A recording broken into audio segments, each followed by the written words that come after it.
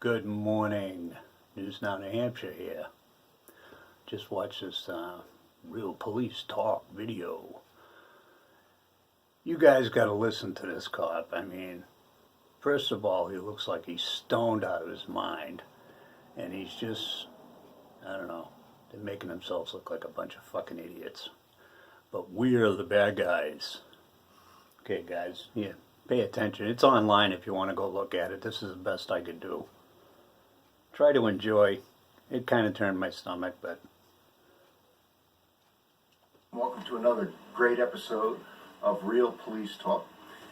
And today's story, it's a pretty ironic story. It's an ironic story about a certain group of people that I've done a video on them before. They call themselves First Amendment auditors, but that's a fancy term for somebody with no training who's really probably a disenfranchised, angry, delusional See, right off the bat. Right off the bat. A lot of people call them YouTube lawyers, police agitators, instead of auditors, auditors. But anyway, here's the story.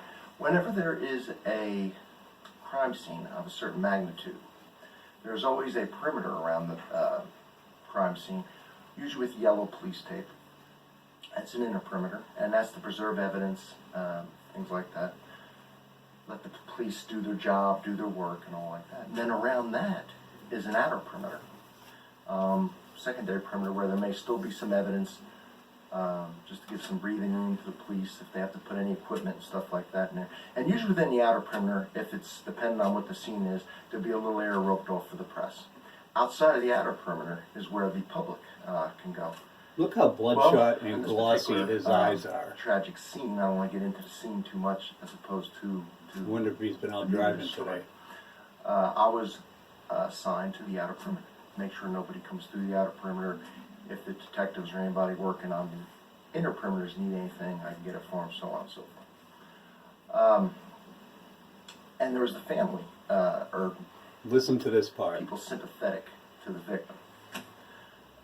Out there, and they were crying, they were frustrated, they were Listen trying to get what in, he they can't says. get in, He there's, tells the family. you know, work has to be done, evidence has to be preserved, so on and so forth. Well, there was one of these people with a camera, these auditors, filming, and my partner, another guy working the outer perimeter, went up and asked him what he was doing. You know, he thought it was a little, what do we say, crass to be taking pictures of the body and all like that. The police, that's fine, but he's taking of the body. So he asked him, so a normal person, right, might have answered, if oh, I'm just making sure you all, I've got a degree on YouTube about how to be a policeman. I want to make sure you're doing it right, so on and so forth. And would explain it nice, but this guy gets real smart. I can hear him, and he's going on and on with my partner, giving him a hard time, just nasty, just making fun of police, just really trying to agitate him at a really tense scene. Oh, he must have been sticking up for his rights. Just walks away, he's laughing, ha ha ha, walk of shame and all that. Well, I went up to the family members, the people grieving, and I said, hey, I just want to let you know, there's a man over here, he's got a YouTube channel, he's going to be putting your loved one on YouTube, but the intent is really just to keep an eye on the police and all like that, so don't get, so upset with him and stuff like Bullshit. that. He does have a right to film, your loved one and you all grieving in this position and everything like that. See how they can lie with a straight And face? me and my partner had to get something out of my vehicle, and I'm telling you, I heard this screaming going on. Well, what I thought it was just people upset about, sometimes they'll come up and they'll find out who is the victim is, and they'll get a little emotional and stuff like that. And I like to talk to them and soothe them down and stuff like that. Well, I thought, you know what, I bet it's that auditor trying to just stir up some more, a reaction from us. So by the time I got out of the car, I see the group of people that I was speaking to earlier running, and the auditors. One of them's on the ground, one of them's standing there. He says something about his camera was taken. One of them, there was two of them. One of them had a camera, one of them had a cell phone. And they were obviously, looked like they had been assaulted. One of them was on the ground, the other one, their bloody nose, and they just looked like they were beat up and there were people running from the scene. So I went over there, and now remember, an assault like that is. I want to see his body didn't cam have my footage. presence, I didn't see it occur. And the theft, if even an assault was done, and I'll explain this in a second, and if a theft had occurred, it has to be over $500 to be a felony. Anything under that would be a misdemeanor. So I went over and I said, hey, what happened? Well, the big thing with auditors is they always like to say immediately, what's your name and what's your badge number. They think that that's controlling you, controlling the situation. You have to tell them no matter what. You don't, but they think you do, and now they take control. They're in charge. What an asshole. I said, did anything happen here? Do you need my help? I will need your name and badge number.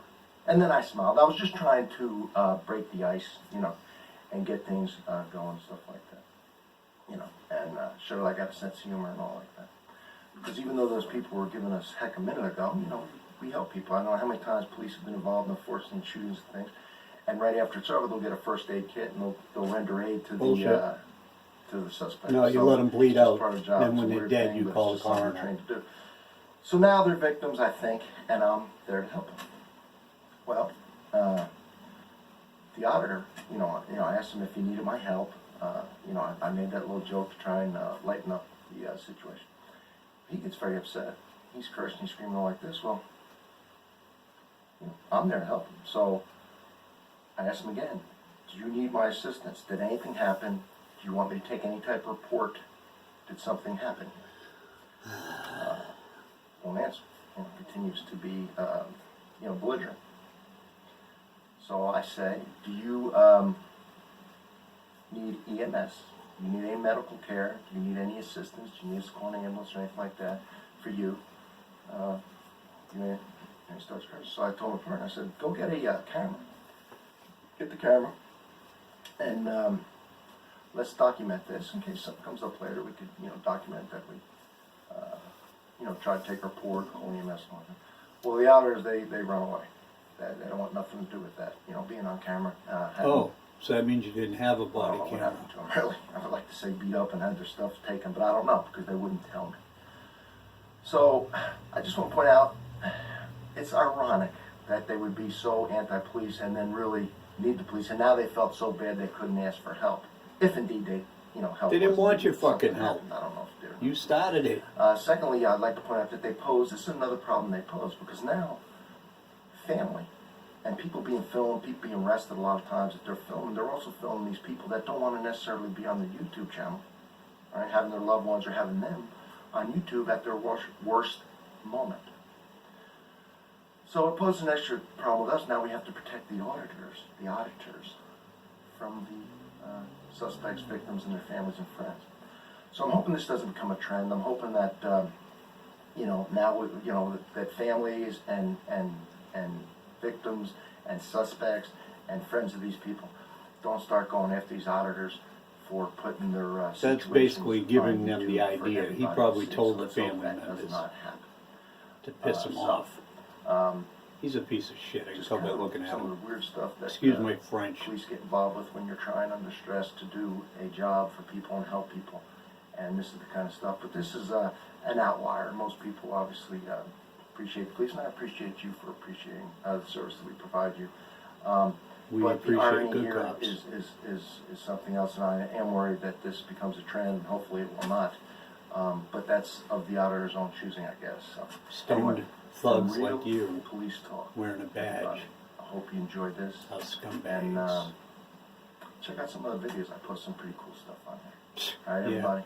if Have a you're a great day pig. and be safe. Thank you. Fuck off. Yeah.